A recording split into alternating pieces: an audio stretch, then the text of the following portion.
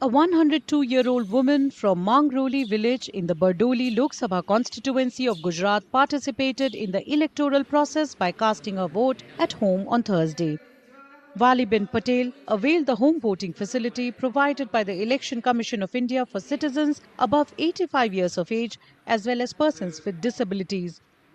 Valibin, Valibin, ekone beorani say together you my diaper together ekone beorani day together. Home voting involves a dedicated team of polling officials accompanied by security personnel visiting the voters' residence to collect their votes.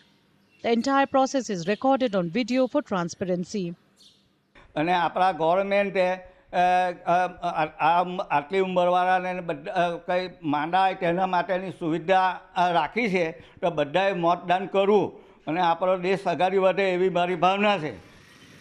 All 26 Lok Sabha seats in Gujarat will go to the polls in the third phase of the general elections on May 7th.